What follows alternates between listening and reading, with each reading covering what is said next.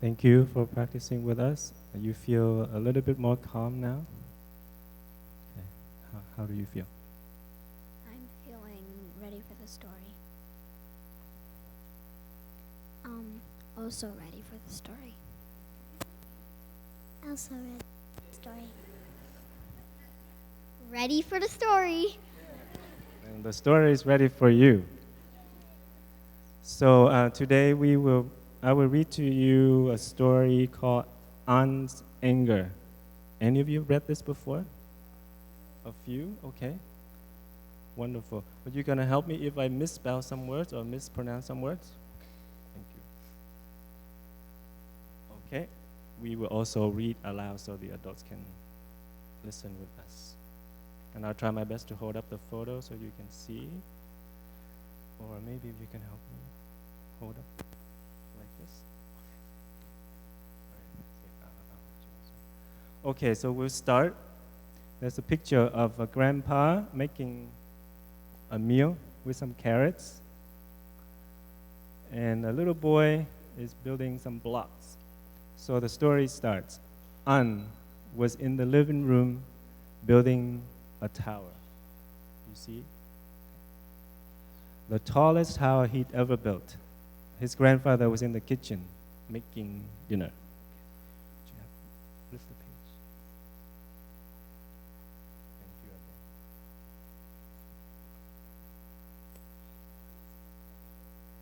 you. No, I didn't skip any pages. An, grandfather called out, "Dinner is ready." An added a yellow block and smiled. The tower was almost as tall as he was. "Now the red one," An whispered. "Now the red one," An whispered, placing a red block on the very top. So he's about to put the red block on the top of the tower.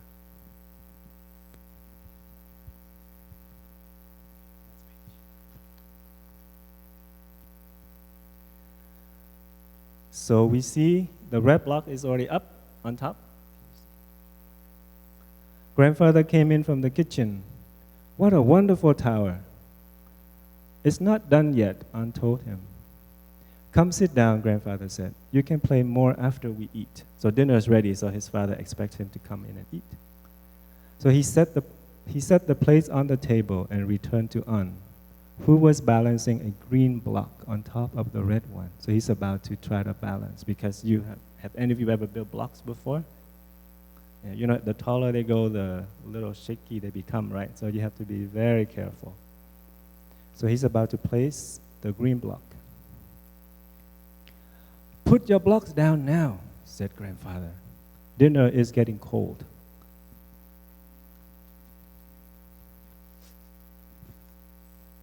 I would not like to miss that dinner. Uh-oh, and what happened? An wanted to keep playing. He opened his mouth to speak, but his bottom lip quivered, and the words wouldn't come.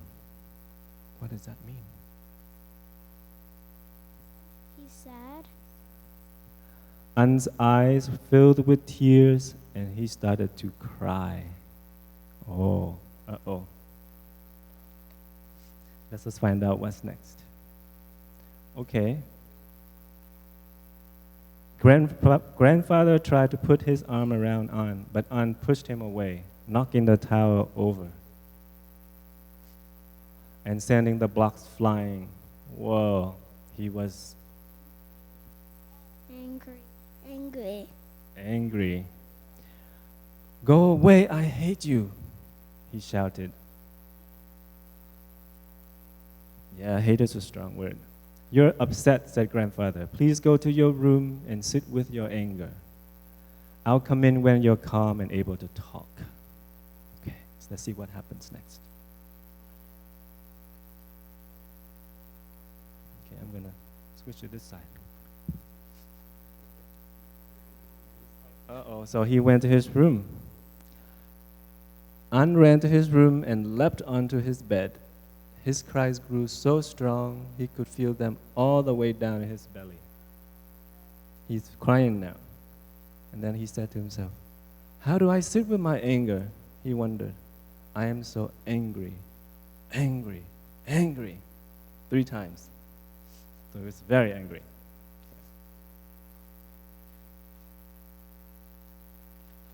And then what happened next?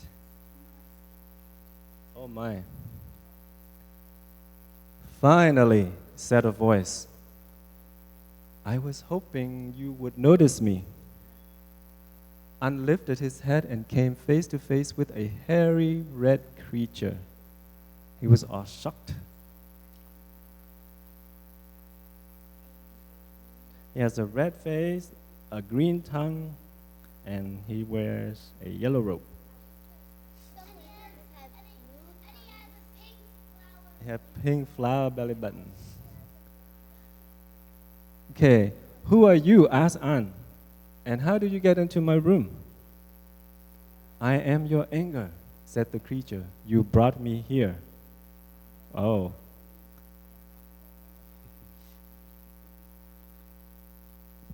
So what's going to go on next?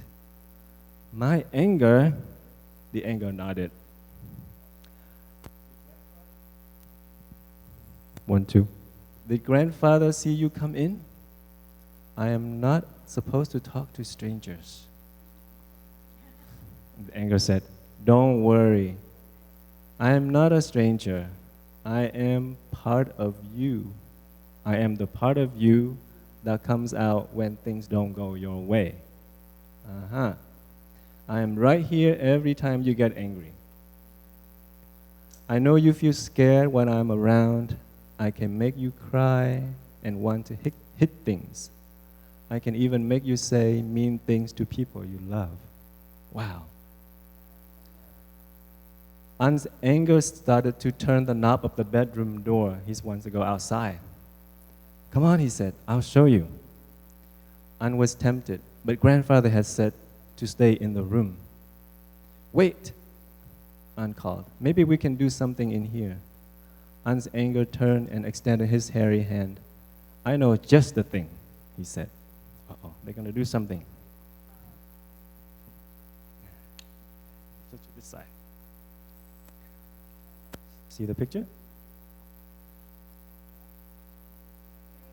They're doing something. So the story continues. An took his anger's hand, and together they danced all around the room. So they danced together all around the room. They raised their arms overhead and spun wide circles. They used their breath to make sounds like a strong, howling wind. They got down on their knees and pounded the ground with their hands. It sounded like they were playing drums on the earth, and unlike that. Finally, they were all exhausted and ready to be still. So they played too much, they got tired. And then what did they do next?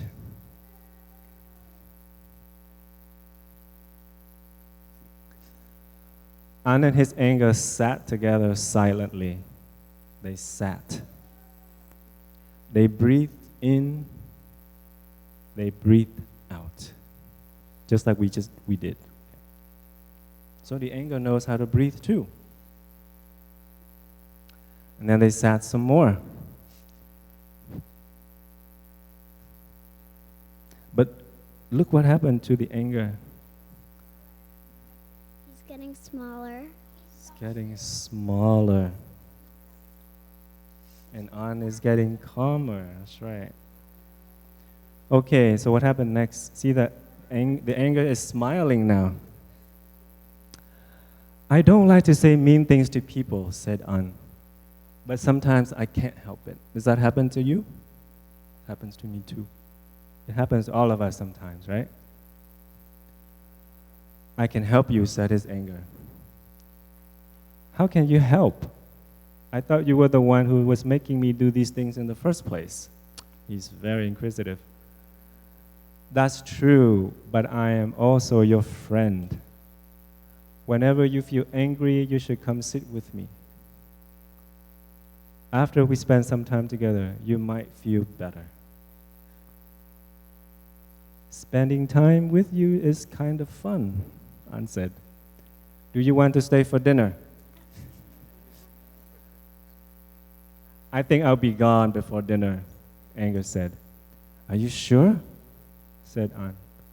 We're having ice cream for dessert. Wow, it's very tempting. An's Anger smiled, and he smiled back.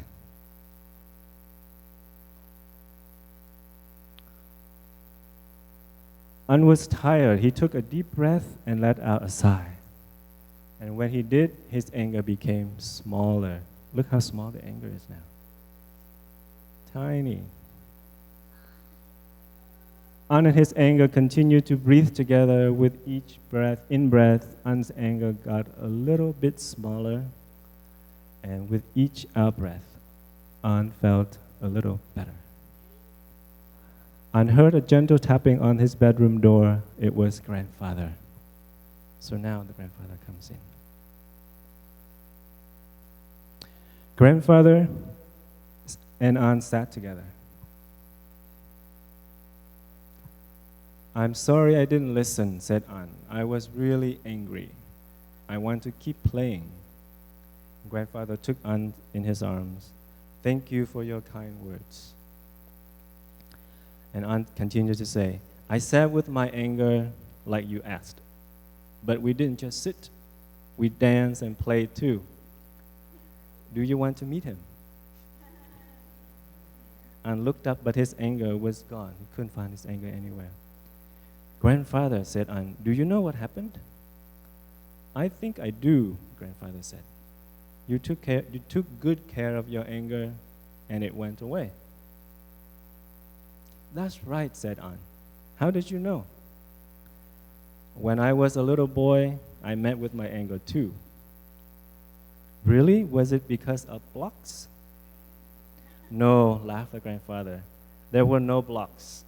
Just frogs, a lily pond, and a sun that wouldn't set. Come, let's eat dinner, and I'll tell you my story. The end. Oh, there you go. So he makes amends with his grandfather. And look, yeah, the anger is kind of like right here. It becomes a flower. So we can be like An, right? Every time we feel a little bit upset or a little bit of anger, you can come find a quiet place and we can sit and breathe. You want to try with me again? Okay. You can place your hand on your belly to breathe in, to feel your belly rising or falling. Or if it's too tight, you can just follow your breathing in and out through your nose. And you can also lie down and breathe. Okay, so let us try together. You can either sit or lie down. You can place your hand on your stomach or just leave them to the side. You can close your eyes or keep them half open. And we will listen to one sound of the bell. And while we listen, let's see how many in-breath and out-breath you can count. Okay? Is everybody ready? Are you in your position? Are we ready to listen to the bell?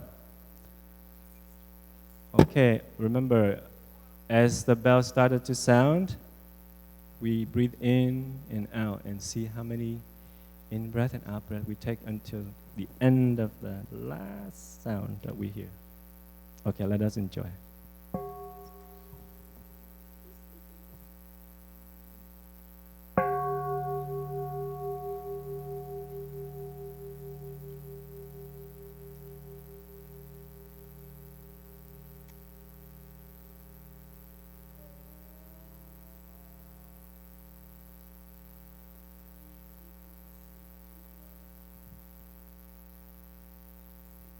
Okay.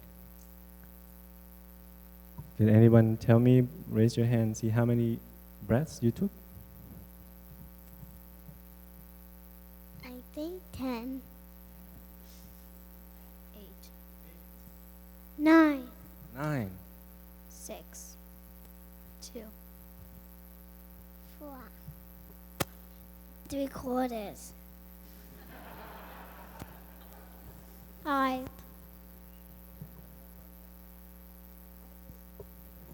2.5.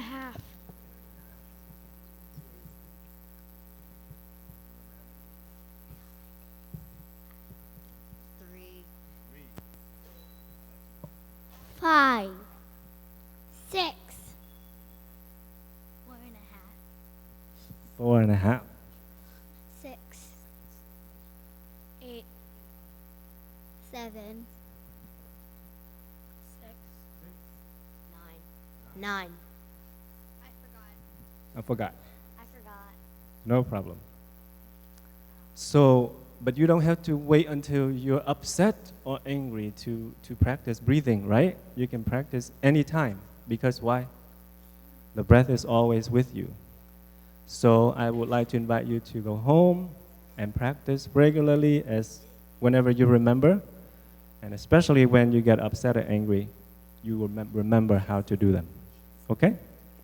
So thank you very much for your participation and your listening. We will listen to a sound of the small bell, and then you stand up, and you turn around, and you bow to your parents, bow to the aunts and uncles, and then you can go and join your children program. Okay? Again, thank you.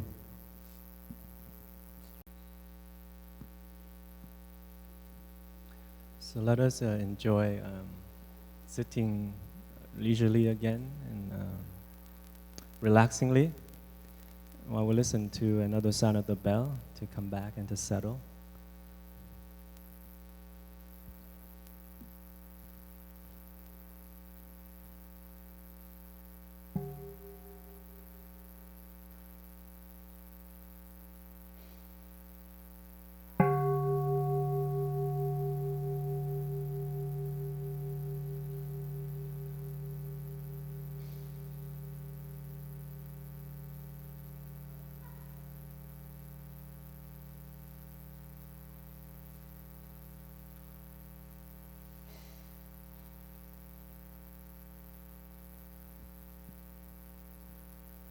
Good morning, dear teacher, dear community. Welcome to Blue Cliff Monastery. Today is the 14th of July, year 2019. And we are here in the Great Togetherness Meditation Hall at Blue Cliff. I'd like to welcome our day visitors who are here for the day. And today is also our last day of the summer family retreat. We started back on Wednesday. I like to first to acknowledge the those who come here without the children, to show your support and presence, offer your presence to the retreat. And I know that in your life somehow you are associated with children. Either you are teachers, or you're counselors or coaches, or those of you who have grown children. They no longer accompany you to retreat, but you're here to offer your presence. So thank you. I also want to acknowledge all the families that are here for this retreat. And there are many wonderful compositions, for lack of a better word. We have families with a mom and a dad. We have families with 2 moms. We have families with 2 dads. We have families with a single mom or a single dad. We also have families with adopted mom, adopted dad, and even godmother, godmom, goddad, godmother, godfathers. So the retreat is well represented. And I thank you for being here. Some of you are here for the first time, and I know that you're comfortable enough to come back. And your presence here is a proof of that. So thank you again for being and bringing your children here. I also want to share with you a little bit. I believe it was in one of these retreats a couple of years back, if I'm not mistaken. We also, I remember we invited a family of 2 moms to come up to practice beginning anew during a presentation. And just to witness, the community witness the love and the care they had for each other and also for their young family was very heartwarming. And it's wonderful that it took courage to actually come up here to share your feelings in front of the community. And we are grateful that the community was so embracing to witness that. I also want to, last but not least, to acknowledge Carla. It's the one that recite us the restroom poem, Gata, I believe, last night in the BN. Carla has been here many years, has come to our center many years ago, and we used to know Carla as Carl. And Carl has transformed into Carla and continue to support the community. And in years past, have also hosted the monastics in Michigan. And every summer family retreat, Carla shows up, and other retreats to give us land support. So thank you, Carla.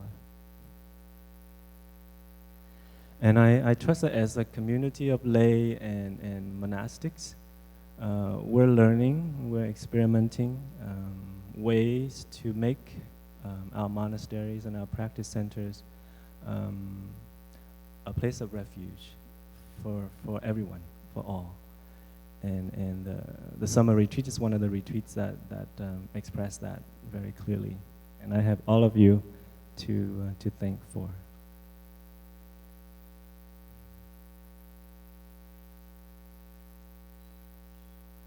Let us enjoy another sound of the bell.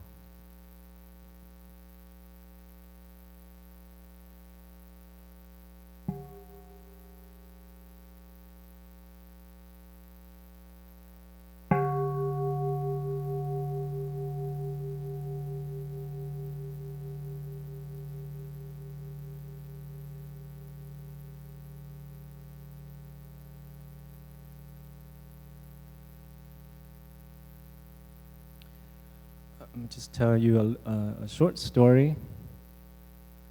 It's about the Buddha and the lotus pond.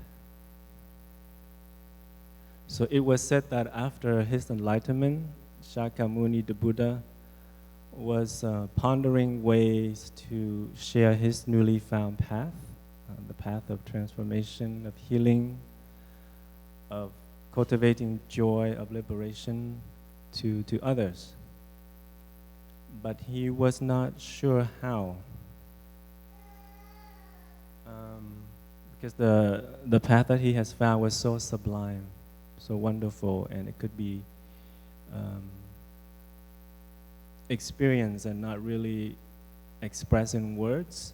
And so he was contemplating a little bit about how to share this. And one day he was enjoying a lotus pond, and he noticed that the lotuses in the pond, although they are immersed in mud and water, but they eventually rise up out of the water and bloomed. But what's more importantly, they don't all grow at the same rate or the same height. They are different.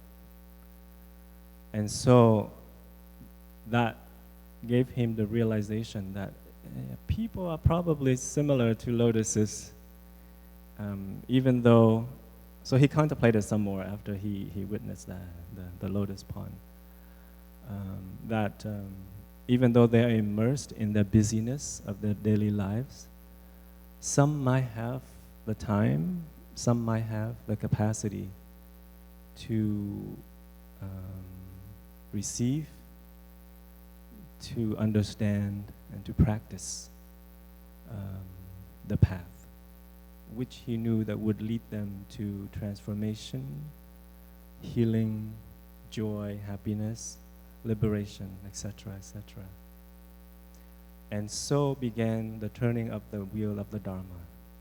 That's the term that we use, which just means that the Buddha started to go and share the teaching to whomever that would listen.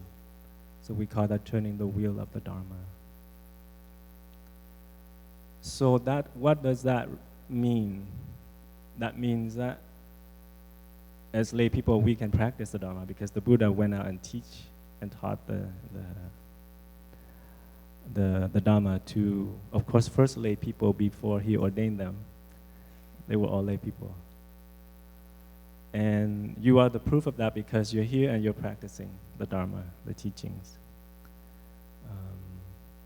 And the concrete way that we practice the Dharma is through the practice of the 5 mindfulness trainings. As lay people, the old term was used was the householder.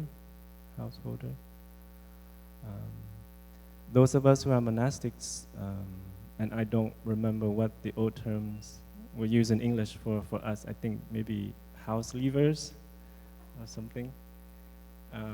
Because we left our home to come to a practice center to live and to practice. We also practice concretely with the 5 mindfulness trainings. But because we have the environment and time, we get to go even deeper into the practice with our monastic precepts and 5 manners. And so the Dharma can be expressed in different ways. The Dharma can be read. The Dharma can be written down. The Dharma can be expressed in poetry, in music, in theater, in plays, and in apps. I heard that there's some apps to practice meditation lately. And then Dharma can be talked about. But where it shines most, where it does its most magic is when it is practiced. When it is practiced.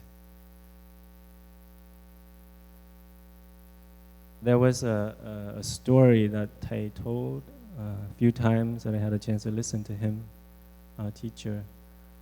It's about a man who was ill, and he went to a doctor, and the doctor prescribed him a remedy, something about getting a certain type of chicken to make soup out of, I guess chicken soup. But I like to tweak the story a little bit since many of us are vegan. Let's say the doctor prescribed him taro. Taro is a type of root. It's very big. Some of you might not have seen them before.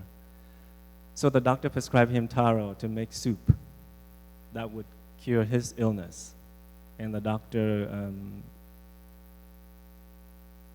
drew for him what the taro looked like and gave him the piece of paper to go home and eat that, and you'll be cured. So he was very happy. He went home. He took the paper with him, and he just placed it on the table, and just every day he come by and look at it, taro, taro, taro. He kept repeating the name, taro, taro.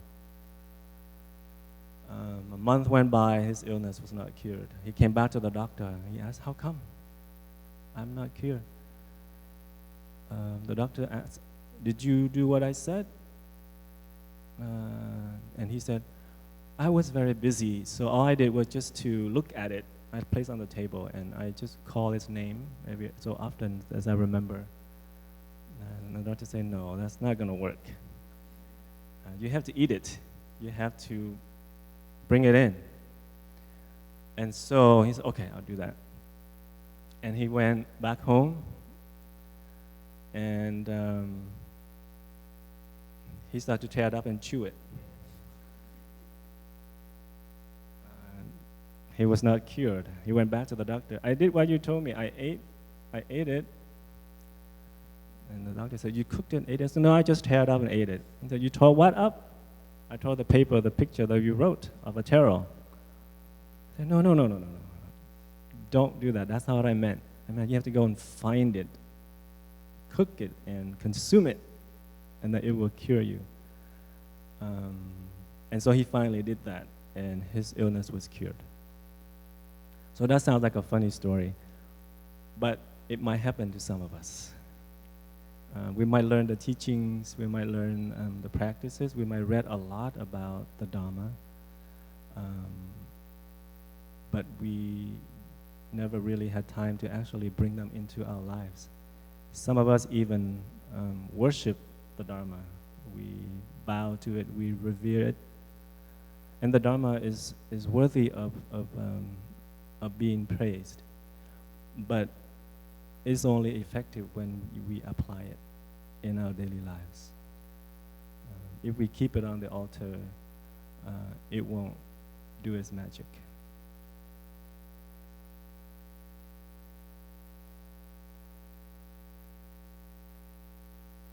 So this morning we have about 30 friends who made the commitment to receive the 5 mindfulness trainings or to renew them.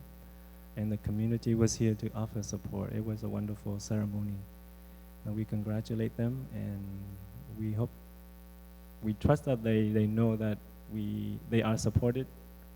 Everywhere in the world there's somebody practicing the 5 mindfulness trainings. And that energy will help support us as a whole community. And we also heard that the 5 mindfulness trainings is the concrete expression of the teachings of the Buddha, of the Dharma. And what better way to practice the Dharma than the 5? Of course, the Dharmas there are many different methods, and we can study about them and bring more into our lives. But the backbone of the Dharma is the 5 mindfulness trainings. And we can practice them for our whole life and still feel enriched and beneficial.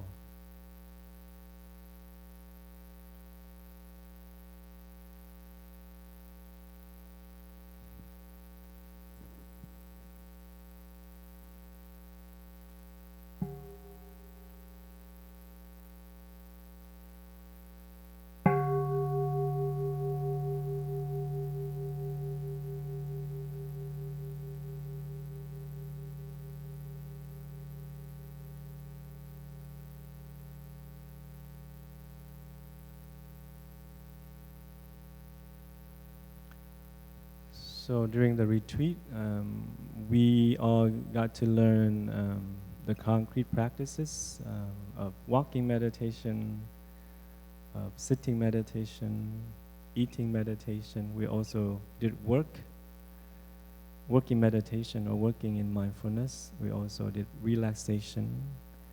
We practiced speaking meditation, listening meditation, loving speech and deep listening. So these are wonderful concrete practices that we can bring back and be creative in implementing them in our daily lives. If we find that the practices were beneficial, then we should bring them home and apply them into our daily lives. Don't just do it here at the monastery. If we found them beneficial, engage them in your daily activities, in your daily routine, or make room for them in your daily routine so that you can benefit from them. I also like to share with you some suggestions that our friends have shared with us over the years of how to, or what to bring back, what we can implement in our home, and even if we're skillful and creative, even in our workplace, to invite our friends to practice. So I'm just gonna jot on the board some suggestions.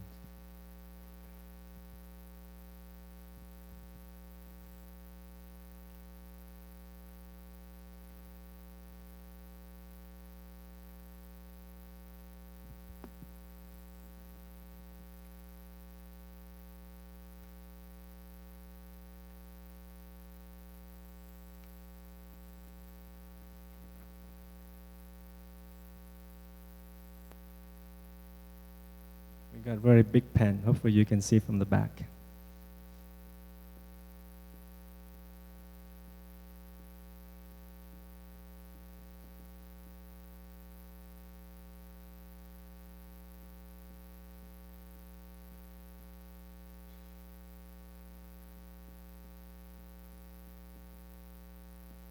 Can you see from the back? Okay. So one suggestion would be see if you can arrange to have a meal together with everyone in the family.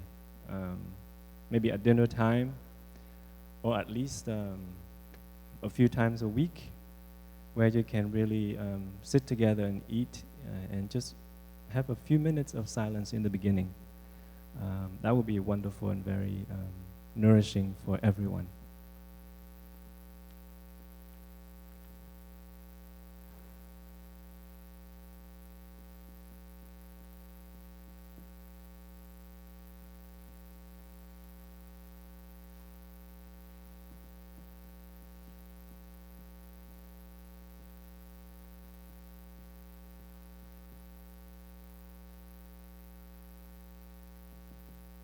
So it just means once a day or a few times a week. Another suggestion that I heard was create a breathing room or a breathing corner where everyone can access to when there is a feeling of irritation or dis-ease, and you can come in there and sit down and breathe. And please include your children in the process of planning and creating a space.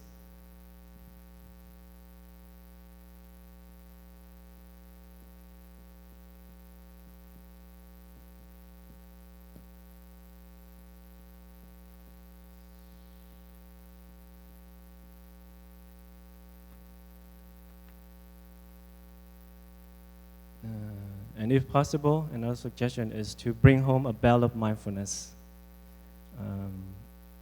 And then train everyone to use it. I believe I'm not sure in this retreat, but in past retreats, all the children were trained on how to invite the bell. And so they can be your bell master. So that, and we can invite them often in the house. And especially when there is a conflict about to occur, one of you can invite the sound of the bell. And the rest of you can breathe. And make sure that everyone understands that rule before we start. And I'm sure if your children are here with you on the retreat, they will remember that rule. They would know. And you might be the ones that would forget, and they might be the one that reminds you.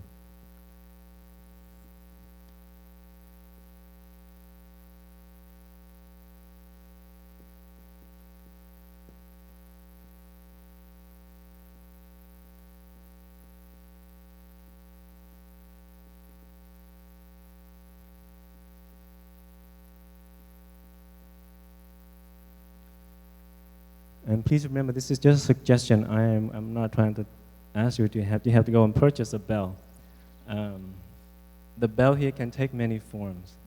Some people can designate like a clock in the house. If it chimes, you can turn it or program it to chime every half hour or every hour. Here in the dining halls, we have it programmed for every 15 minutes. But at home, you can program it any length of time you wish.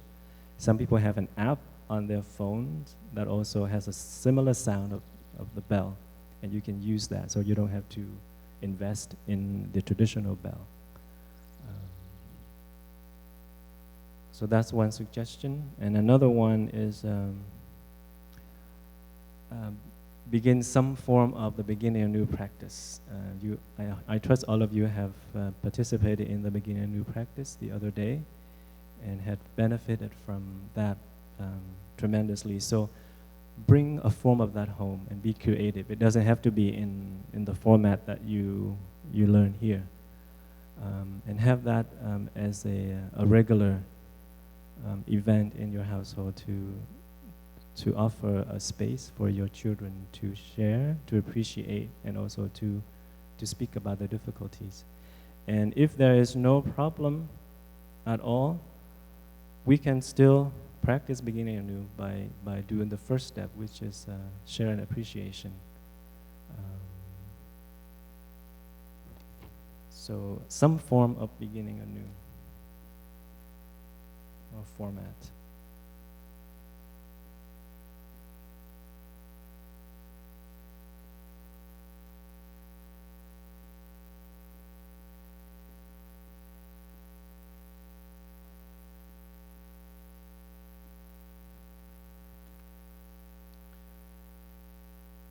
And if possible, another suggestion is set up a family sitting time, silent sitting time. I know some families sat together once a day or once every other day for 5 minutes, either in the morning or in the evening before the kids go to bed. So talk to your children and have them devise a plan that we can all sit together. To enjoy the silent time together, which is very nourishing for all.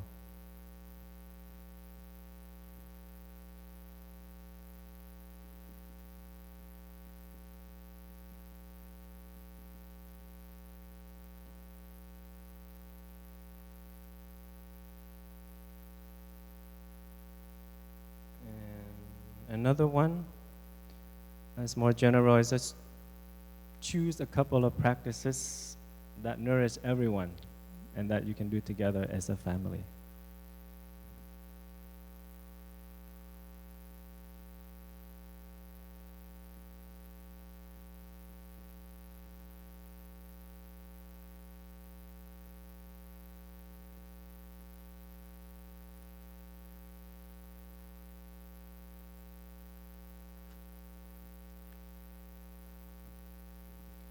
So these are some of the suggestions. You don't have to do all of them. And I'm sure if you talk to your peers, there might be others. But if you are able to bring some and try them out, some might work, some might not work. But we try them out and see what fits our family situation. And we can, it's one way of implementing what you study and learned here and practice here into your household, and help the children to continue to cultivate that energy.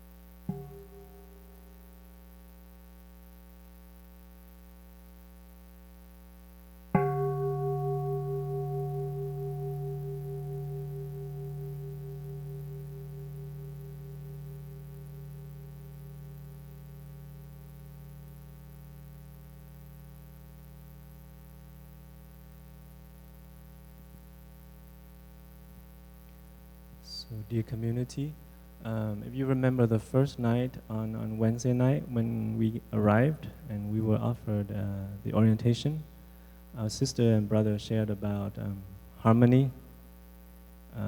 It's like a balance, an equilibrium that we, from that space, we are more at rest and we're peaceful. And we know that when there's harmony in oneself, then there's harmony, there's a chance for harmony in the family, and then there's a chance for peace in the world. And so I encourage you to please remember that and to take care of your own harmony, take care of yourself, body and mind. Take time to rest. Take time to smile, so that you can offer your freshness and your presence to your family members, to your loved ones. And sometimes, amidst the busyness of our lives, it just takes a pause, a moment, to come back and to breathe in and breathe out. If that's all you have, and I'm sure you have that. take a moment to pause and to breathe in and out deeply, 1 time, 2 times, 3 times, and then resume your busyness if you must. But whenever you remember, come back to your breath. That's the moment that rest can take place, both in the body and the mind. And then you can continue your responsibility. And then you can reestablish your balance, your harmony. And I'm sure you have heard this before. We always stress that when you go back to find a local sangha to join, to participate in, so that you can continue the practice. And if there isn't one in your area, consider starting one. You already have a built-in sangha, your family. To start one and invite other friends to come. I also like to shout out to the local sanghas everywhere that please find the creative ways to include children and the teens, the youth in your weekly programs, gatherings. I know some sangha has begun to do that. I looked up the local sangha directory the other day online, and you can find them at mindfulnessbell.org. There's a listing of sangha worldwide. And I was able to find one. I didn't look through all of them. There's like hundreds of them. But I found one in East Coast. It's the Peaceful Heart Sangha in Augusta, Maine. They have a program for children and youth.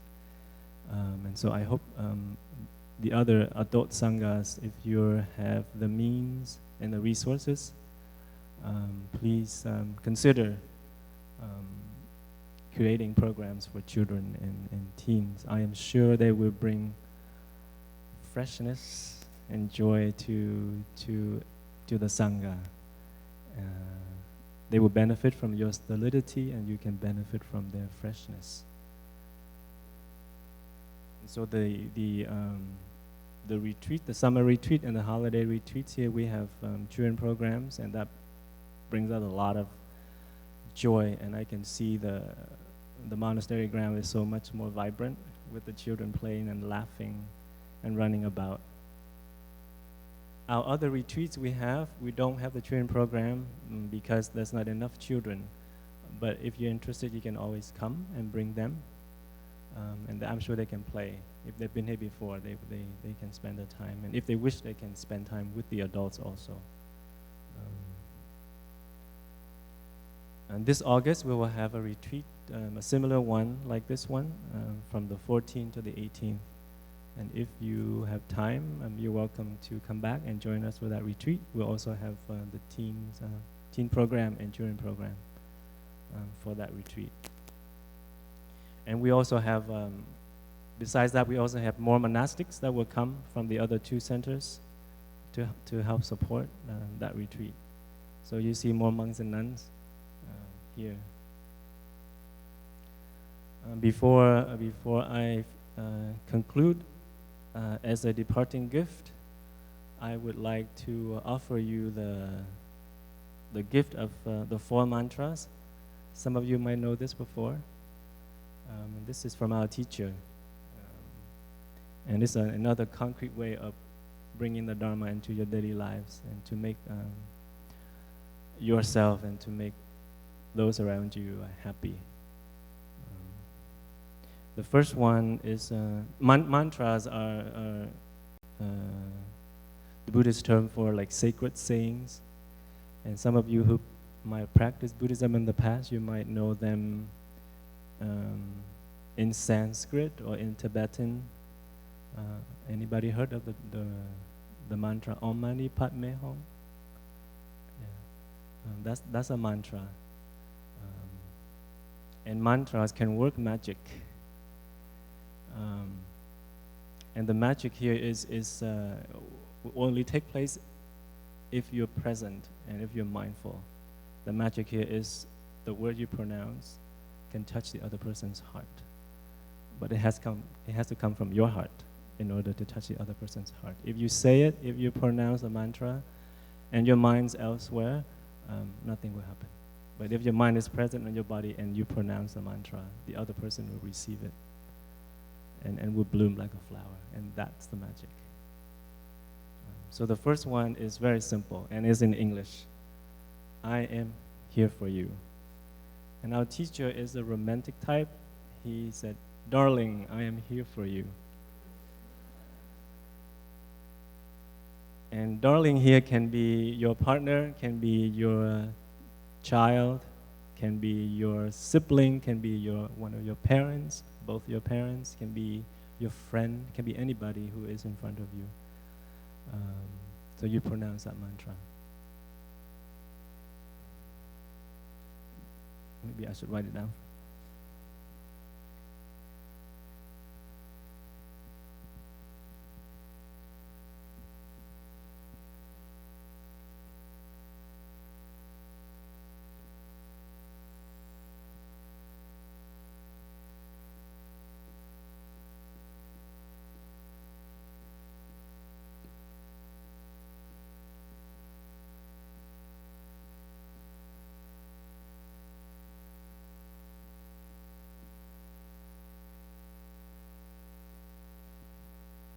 So before we pronounce this mantra, we come back to our in-breath. We check in. Are we okay? Are we present? Are we calm? Are we fresh? If we are, we pronounce that mantra to the other person. I am here for you. If the person is not in front of us and we wish to share this, we can call on the telephone and set that. So the mantra can be transmitted by telephone lines or a text message. We have the means of communications that the Buddha didn't have. And so utilize them to make others happy. And imagine if you were the receiving end and you receive a text message and your loved one see that, read that, that person cannot help but be happy. Know that someone is thinking of you at this moment. The second one, darling,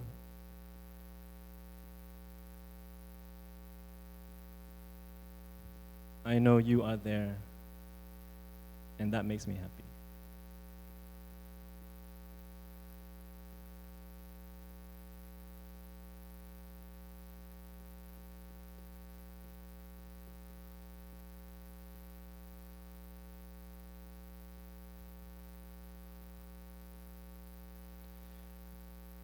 You don't have to get caught in each word. You have to be verbatim. There can also be here if that person is in front of you. And so with the first one, we're acknowledging that we are present. And we offer that present to the other person. So we exist in that moment. And the second mantra acknowledges the presence of the other person. I know you're there.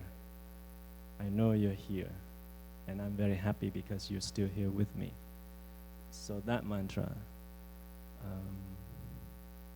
and if you're on the receiving end, you can't help but feel happy and feel grateful that the person sees you, knows that you exist, know that you're there. And then the third one,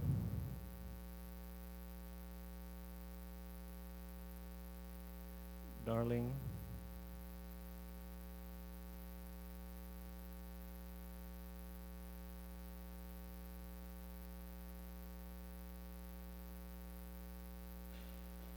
darling, I know you suffer, and that's why I'm here for you.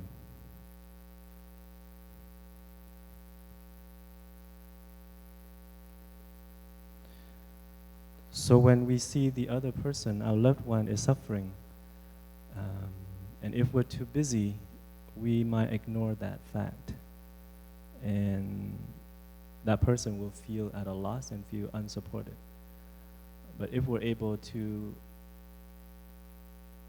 make time and to acknowledge the suffering of that person and say it, let that person know that you know, you are aware that the person's going through, or you assume that person might be suffering, but just by the act of letting that known to the other person already helped lessen the suffering.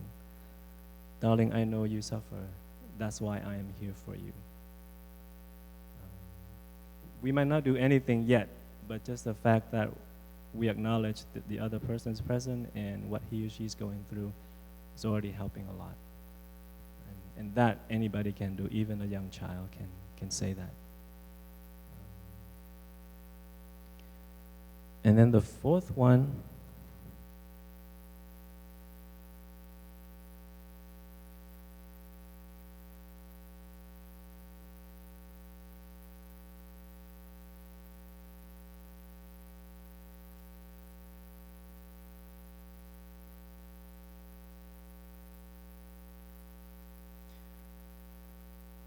might be more difficult to say. Darling, I suffer, please help. And sometimes this suffering that we feel might actually come from our loved one or from another source. But to have the courage to utter that mantra shows your vulnerability and shows your trust in the other person. We might not need that person's help, but just to say that, just to verbalize it. And when we're able to say, please help, that shows that we have complete trust in the other person, that there's no pride involved. When we suffer, we say we suffer. And this is not to be used to blame the other person. You made me suffer, now help. It's not that. We just share that we're suffering first. And then we need the other person's support and help. So we encourage you to, when you see fit, to apply this in your daily lives and see what magic it will bring. And come back and let us know next time you come back for the retreat.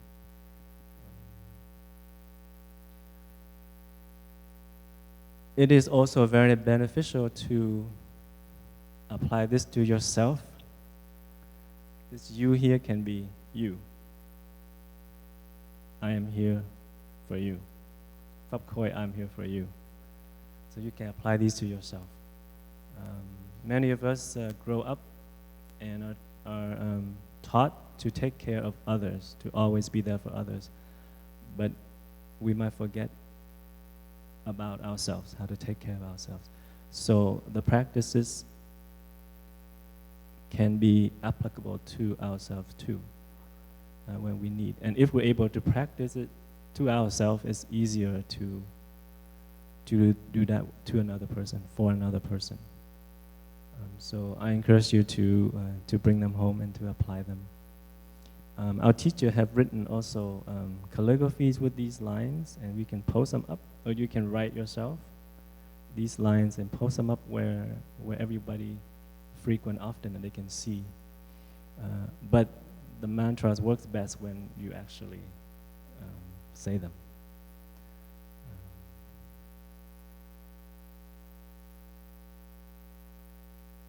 Okay, I'm done. Thank you so much for your presence and your listening. We will listen to 3 sounds of the bell and let everything you hear just kind of settle down and come back to your harmony.